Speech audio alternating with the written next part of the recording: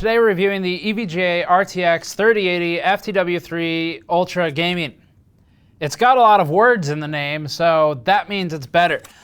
This is a card, we actually had the original 3080 FTW3 Ultra Gaming when the 3080s launched, the partner models, but ours had the 6 capacitors on the back. Ultimately, this was mostly an issue solved with drivers. If you're not familiar with the story, we won't bother getting into it because it's all been resolved now. But now we have the 4 capacitor model, just in case there were any actual differences that mattered. So reviewing the 3080 FTW3 today, we have a specific focus on noise-normalized and power-normalized thermals, because the card draws more power than most of the other 3080s by design.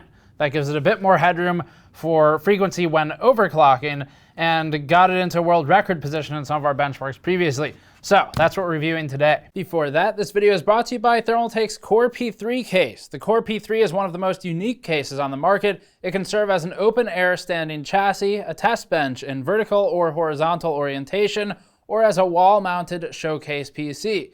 The Core P3 now comes with a 5mm thick tempered glass panel for its side, but keeps the front, top, and back open for air. You can learn more at the link in the description below. Getting into it then, the 3080 FTW3, first of all, it's about $810. It's one of the most expensive we've reviewed thus far in the 3080 family. It is, again, a higher power limit BIOS at about 380 watts. There's also a 450 watt VBIOS out there if you want to flash that on there and then do more extreme overclocking with it. We've tested that as well, and we actually have a couple of streams, but for overclocking, the FTW3 that we worked with, actually this one here with the 6 caps, was our world record card. We achieved very high ranks with just air cooling, and then we pushed it well past 2 gigahertz with liquid nitrogen. So performance-wise for overclocking, we haven't had an issue with the 6 or the 4 cap versions, but either way, it's expensive, and it's that VBIOS that also allows you to do it, which does increase the heat load that you have to cool with the cooler, because, well, the power consumption's higher by design, because the VBIOS is programmed to have a higher power consumption. And that's something I really want to drive this home today, is that testing thermals for a GPU, it's not just like a Firestrike number that comes out and that's the score. It depends on a lot of things, like, again, power, but also the VBIOS temperature target. Whatever that number is, that's what the fans will follow to try and maintain on the GPU core. So the fan curve will match to the VBIOS temperature target, and then you also have a few things in there like hysteresis of the fan, stuff like that. So we'll be talking about that. We'll also show a quick teaser image of the pseudo color for this board. So this image we'll talk about more in a moment, but the pseudo color pressure map you're looking at is from the FTW3. It has some of the best contact we've seen thus far out of the 3080 cards. So we're gonna be talking about that more in a little bit, but let's get into the testing. We've got a lot to go through for thermals. We'll be talking about the ICX sensors, what those mean, if they're just a gimmick or if they have some actual use, and then going through some of the cooler design and overclocking. We finished our EVGA RTX 3090 FTW3 review about a week ago, or 2 actually, but we haven't aired it yet due to other content going live first. In that piece, though, you'll see a section about thermistor reliability on the ICX cards. EVGX cards that claim, quote, ICX technology in marketing are really talking about their use of NTC thermistors on the PCB, which we showed back in the ACX to ICX transition as being accurate. NTC thermistors are not special, and EVGA didn't invent them. So the good news is that they're a reliable, understood technology that's existed for a long time. It's just a thermal sensor that's placed on the board, placed near the component, and it has some level of patenting surrounding it for EVGA's technologies. We have a shot of the EVGA board layout that shows the placement of these thermal sensors. We can put that on the screen. You can see where there are a couple of memory sensors, typically it's 3, and then some power sensors, typically 5, with 1 additional GPU temperature sensor towards the backside of the GPU. So there should be 9 sensors total. In that 3090 FTW3 chart though, which is coming up in a separate review, we showed that the thermistors are a good indicator of performance as compared to our usual thermocouple method. We'll show that one again here because it's the same result. This chart from the 3090 FTW3 shows how the GPU power NTC thermistors run about 63 to 77 degrees Celsius with only 1 erroneous spike beyond the temperature of the sun as a result of a Precision X1 monitoring bug. Our teal blue VRM line shows our own measurement, taken with a thermocouple, which happens to align with the average of the EVGA sensors. So that's a good thing. That means we can trust the EVGA sensors as being accurate. The memory thermals were similar. We plotted the NTC thermistors on the 3090 variant, we'll get back to the 3080 in a second, at an average of about 67 to 69 degrees Celsius on that board, which is flanked by our own top and bottom GDDR6X thermocouples. The ICX sensors are mostly a gimmick, but they can be very useful to a specific audience. Namely, if you're going to water cool the card, or especially if you're going to do extreme overclocking, it eliminates all questions about whether you have adequate cooling and coverage of the various significant components of the board. It's not very useful for plug-and-play use or plug-and-play audiences, aside from maybe being a neat thing to look at when you first plug it in, and then forget about for the rest of the card's life. But it does have uses, it's just not too widespread. Time to talk about the RTX 3080 FTW3 now. So finally the 3080. We're starting with the most important metric, which is noise-normalized thermals. This tells us whose cooler is the most effective by controlling the noise level to 40 dBA at 20 inches with a 26 dB noise floor. This prohibits coolers from simply blasting fan speed to achieve the best number on a chart. But there's still one more point that needs control for a truly like-for-like measurement. Power. The VBIOS of each card allows it to draw power up to a limit customized by the manufacturer. In this instance, the Eagle and TUF cards were both about 336 watts. Now, mind you, this is a different number than we'll be showing later in the power consumption charts, for reasons we'll explain in the power consumption charts, but the FE card here was showing 316 watts. In actuality, they're closer to 340 and 324, but more on that later. The 3080 FTW3, by the same measurement approach, was 380 watts, measured at 71 degrees Celsius, making it the warmest thus far, warmer than the FE card, but it's also the highest power consumption. That makes it less fair of a comparison. The TUF measured at 56 degrees, outdoing the FE by a large margin, while at a higher power budget. And the Eagle was within about 4 degrees of the TUF, so they both did well. Manually bringing the FTW3 down to about the same power consumption got us to 64.7 degrees Celsius. The TUF cooler remains superior here, even when power normalized and noise normalized in the same test. Here's the memory and MOSFET thermals. The 3080 FTW3 at about the same power as the TUF still ran warmer on memory thermals. Not that it really matters at this point, while running about the same for MOSFET thermals. The memory doesn't gain anything from running cooler, unlike Core, and just needs to be distant from TJ Max, which is 110 degrees Celsius. The 3080 FTW3 at 377 watts ran 5 degrees Celsius higher on the FET, and about 5 to 6 degrees Celsius higher on the memory. The Eagle ran worse for memory thermals as compared to the rest, but is still well within spec. This next chart shows the out-of-the-box thermals. Again, we really can't emphasize enough how much this is basically a test of whatever number the manufacturer typed into VBIOS. The noise-normalized and power-normalized testing helps show the actual cooler efficacy and efficiency, while this shows how the coolers are able to manage the preset temperature target in a controlled environment. The dBA number next to each cooler shows what noise level it sustained when at steady state, and that's as the only noise producer in the system. Nothing else makes noise in the computer, and it's measured at 20 inches with a noise floor of 26 dB. Showing the GPU only, the EVGA RTX 3080 FTW3 plots in the center with its OC VBIOS at 66 degrees Celsius. That's with a board power of about 380 watts and a noise level of about 43 dBA. That has it about the same as the 3080 FE, except at 60 watts higher power consumption and at 2 decibels, 2 dBA higher noise. The ASUS TUF with silent VBIOS is a technical leader of the FTW3 at 65 degrees Celsius, although deals with 40 watts less power. And that is in turn led by the Gigabyte Eagle, except the Eagle runs at 3.5 dBA higher. The TUF with its higher speed VBIOS leads all cards, but remains at 336 watts. You can see how these charts are only useful as long as you're careful about studying all the aspects, because out-of-the-box use is inherently uncontrolled. And VBIOS is really what you're looking at when you look at that temperature number. The good news is that this is still representative of how most people use the cards, and we've collected all the necessary points for you to determine which is the best for you. This next chart shows the VRM MOSFET and GDDR6X temperatures in the same testing as the previous chart, as measured with manually placed probes, except in an auto test environment. G6X1 is located at the top, while G6X2 is located near the slot. The MOSFETs on these boards all can handle in excess of 100 degrees Celsius, although it's obviously ideal to be as low as possible. Each of them does fine here. The Eagle is the weakest performer for MOSFET thermals in our testing, but it's still doing well. Our MOSFET measurement is on the hottest FET that we could quickly locate on the card, which is typically on the side near the I/O. The EVGA 3080 FTW3 runs 62 degrees for G6X and 64 for the VRM, placing it in the middle of everyone. So far, none of these is what we'd consider bad. The FE isn't present because we had issues getting some of these tests to run successfully on NVIDIA's model. By demand from the community, we also brought back this retired chart. This line plot shows noise level at a given fan RPM compared across multiple cards. We originally retired the chart because the thermal results show the relevant data, and because fan RPM doesn't necessarily actually mean anything when considered in a vacuum. If the fans are different sizes, if the output of the fans is different, the noise expectations change.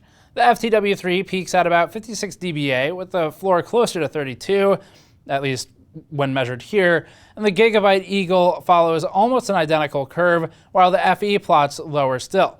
However, remember that the FE only has 2 fans, making a connection to the point made a second ago, and so its thermals run higher, its cooler is configured differently, its fan placement is even different, with the back fan technically slightly further away from the meter by nature of being on the back of the card, and so of course it plots a little bit lower in noise levels. Time to look at the flatness of the Coldplate. This will help us better understand the performance that we just plotted.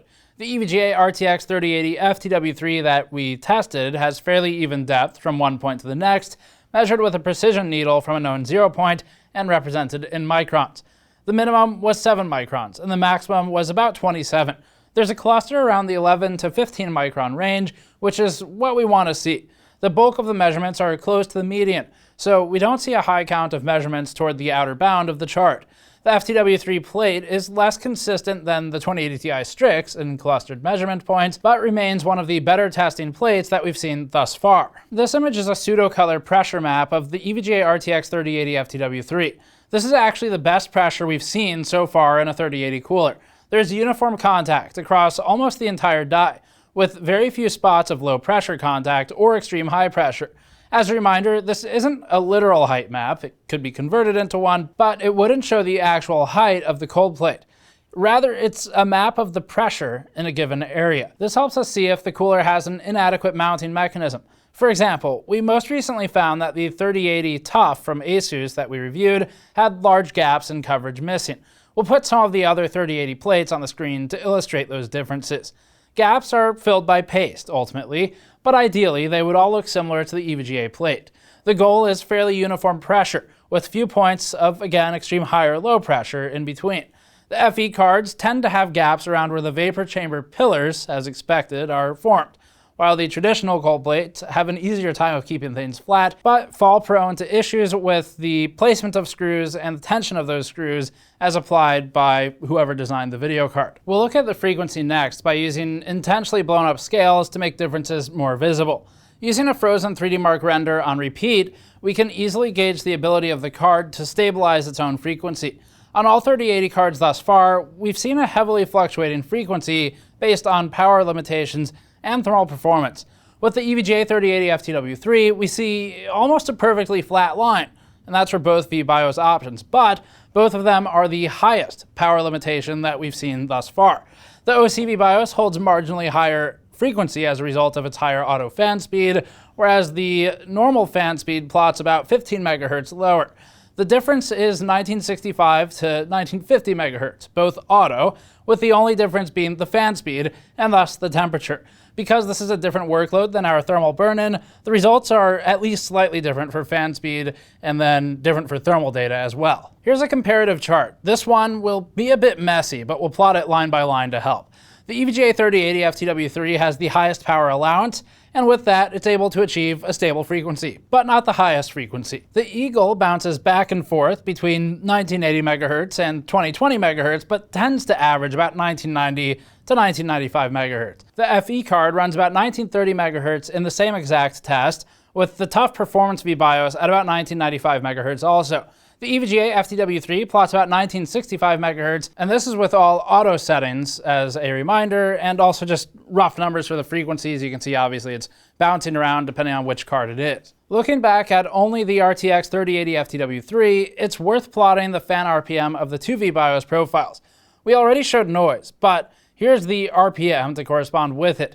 In this plot, the normal VBIOS runs at about 1600 to 1700 RPM when at 21 degrees ambient, and that's at steady state for the GPU core. The FTW3 OC VBIOS runs at about 1900 to 2000 RPM in this workload when at steady state with the same ambient temperature.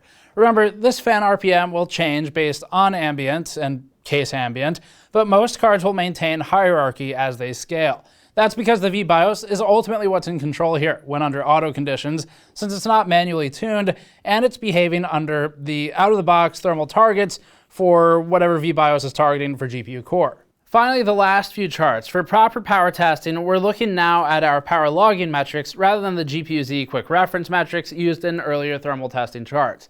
The RTX 3080 FTW3 with both the normal and OC VBIOS draw the same power at about 410 watts in FurMark, without a manual overclock, or about 430 with the manual OC. The XOC VBIOS, not shown here, gets you to about 450 to 460 watts. The ASUS TUF pulled around 336 to 353 in this test, depending on the clocks, and the Eagle pulled about 333 to 336, but keep in mind that the Eagle doesn't have a power offset, so overclocking doesn't really change power. This is the card that we least recommend if you're seriously interested in overclocking. Even though the Eagle is pretty good overall, it's weak on that one front. The 3080 FE, meanwhile, pulled 324 watts in this test. A gaming workload doesn't change much. The 3080 FTW3 manual OC is at 425 watts here, while the stock 3080 FTW3 pulled about 400 watts. The FE card was in the range of 365 watts, with the TUF at about 340 watts. That'll wrap up most of the numbers. Now, for gaming numbers, just as a reminder, we're not doing gaming benchmarks on any more of these partner model cards because it's irrelevant. You're within 1 to 2 FPS almost every single time, unit to unit, doesn't matter. The extra 50 watts, the extra 60 watts, it doesn't really change anything for gaming numbers for the most part. It might be a couple FPS. In some extremely good cases, you might be looking at maybe a 3 to 5% uplift with a couple outliers here and there. But for the most part, it's just irrelevant. You already know where the gaming performance is going to fall if you watch the original 3080 reviews and the first partner model review. And after that, it's just not worth the time. We'd rather spend the airtime and save your time talking about the quality of life features. So again, that'd be things like the noise levels when out of box, or the noise-normalized performance, how it compares in terms of efficiency versus the other, overclocking, things of that nature, warranty support to some extent. EVGA in the US at least has pretty strong warranty support. Not sure how they are outside of the US, but our experience is obviously painted with a US brush. So in terms of the other features of the card, overclocking again, we originally were limited to about a 50 to 75 megahertz offset. Offset is from baseline, so that number doesn't mean anything if you compare it to another card with a different baseline. But that's where we were limited originally. That 450 watt BIOS, we've found can get you about 30 extra megahertz or so. Your mileage will vary based on the card. We got 30 megahertz on one of these and we got 15 on the other. So it just depends on the GPU silicon quality. But that extra power, that was about 70 watts or so from the XOC VBIOS that EVGA has released only on their forums, if you flash that on, it gives you a little bit more room for overclocking. Now, if you're water cooling, that becomes a lot more relevant. That VBIOS will matter significantly more than it will if you're on air. You're going to become bound first by power, and then by thermal, and then after that by voltage. And that voltage tick's only really going to matter once you're subambient. So that's the stuff to consider. Cooler design, we have a separate teardown on the cooler. It has not changed. Now that we have the 4-cap model, the 6-cap model, they're actually identical. If you want to replace the red accents on the cards, EVGA does have a replacement available. Unfortunately, the way to do it, these are plastic welded in, so you can't pull them out. You would remove the 4 screws for the top of the card. These are like a 2.5 or something Allen. And then there's 3 Phillips screws holding, 2 or 3 Phillips screws holding the shroud to the cooler itself. So you'd email them and tell you want a replacement shroud, and then you take out about 7 screws to do that. That's how you would manage that. For the rest of the cooler, well, we'll leave that to the teardown video if you're curious about it, but overall there's good contacts across the board. We'd like to see more thermal pad usage on the backplate because there's more surface area to work with. EVGA could be leveraging it once you're spending $810 for a video card. It feels like a couple extra pennies by the manufacturer for a little bit more thermal pad would be fine. And then if you do take it apart, be aware that they use thermal putty on the inductors. And there is thermal putty out there. What they're using is about 5 watts per meter Kelvin, and the replacements are like $100 for a big fat tube of it. Actually, we have some right here. So the thermal putty will be similar to something like this. This one's from Mauser if you want to buy some if you happen to take the card apart and need more to replace it. Doesn't stay intact like a thermal pad does, but does a good job of filling all the gaps. So that's it for the 3080 FTW3 Ultra Gaming. Is it worth it? Well, an extra $100. Not particularly unless you're doing more competitive overclocking. Then the card's actually very good. The XOC VBIOS gets you a lot that you won't get from other cards. The TUF has an advantage for overclocking enthusiasts in that it's got an Elmore EVC2 hookup. So you can hook up an external voltage controller like the EVC2 and control the voltage. And that might get you a little bit more mileage if you're sub-ambient. But otherwise, the FTW3 has been the best we've worked with so far for extreme overclocking. For simple daily use, it's not the best performer. It's not bad, but it's not like a top performer on the charts, even when you power and noise normalize. If you're using it as intended and at the expected VBIOS power budget rather than an artificially limited one, it'll be a bit warmer, obviously. It's warmer than FE because it's like 60 watts higher, not a surprise really. But the noise level is, for the most part, not too bad. And we've got all the charts for you in this review if you want to judge one unit to the next on that. So pricing's a bit brutal, but it's an overclocking enthusiast card. And if that's not what you're after and you still want EVGA, we'll be looking at the XC Ultra next. And that's more of a more affordable gamer type card. So that's it for this one. Thanks for watching. As always, you can subscribe for more, or if you want to support our in-depth testing, including the pseudo color pressure images and the Coldplate flatness testing, you can go to store.gamersnexus.net and pick up things like back ordering our mod mats or toolkits, or buying some of our shirts or other items on the store. Thanks for watching. We'll see you all next time.